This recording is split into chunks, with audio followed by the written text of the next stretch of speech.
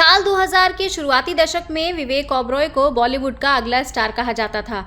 Company और साथिया जैसी फिल्मों से उन्होंने कमाल की शुरुआत की, लेकिन फिर आया एक ऐसा मोड़ जिसने विवेक ओबरॉय की लाइफ पूरी तरीके से बदल दी।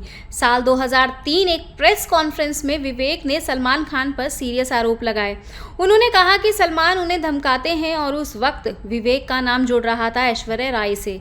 ये खबर जैसे ही बाहर आई, इंडस्ट्री में मच गया तहलका और धीरे धीरे विवेक को महसूस हुआ कि बॉलीवुड ने उनसे मुंह मोड़ लिया। हाल ही में एक इंटरव्यू में विवेक ने उसी दौर को याद करते हुए कहा, अब जब मैं उस इंसिडेंट को याद करता हूं तो मुझे हंसी आती है। मुझे याद नहीं और ना ही परवाह कि मेरे साथ क्या हुआ। मुझे जो सबसे ज़्यादा याद है वो है मेरी माँ के चेहरे के भाव और पापा की आंखों के आंसू। वो दर्द भूलना मेरे लिए बेहद मुश्किल था। विवेक ने आगे बताया कि कैसे उन्हें फिल्म से निकाला गया। कोई भी उनके साथ काम करने को तैयार नहीं था और जिन फिल्मों को उन्होंने साइन किया था उनसे भी उन्हें बाहर कर दिया गया, क्योंकि उन्हें उस वक्त बॉलीवुड के सबसे बड़े स्टार के खिलाफ आवाज़ उठाई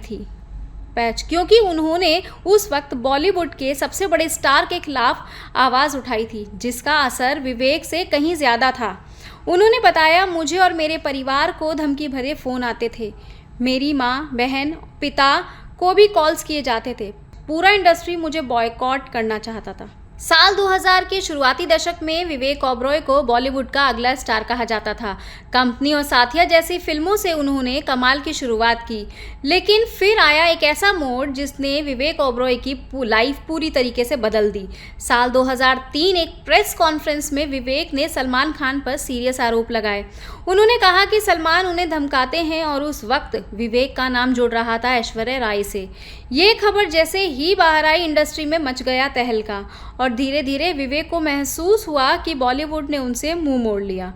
हाल ही में एक इंटरव्यू में विवेक ने उसी दौर को याद करते हुए कहा, अब जब मैं उस इंसिडेंट को याद करता हूं तो मुझे हंसी आती है। मुझे याद नहीं और ना ही परवाह कि मेरे साथ क्या हुआ। मुझे जो सबसे ज़्यादा याद है वो है मेरी माँ के चेहरे के भाव और पापा की आंखों के आंसू।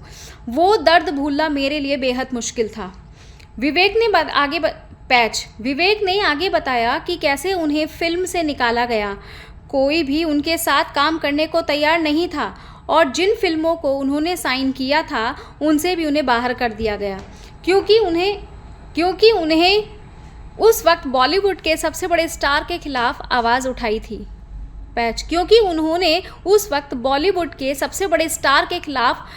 उठाई थी। जिसका असर विवेक से कहीं ज़्यादा था।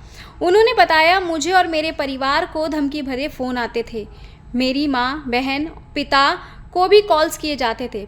पूरा इंडस्ट्री मुझे बॉयकॉट करना चाहता था।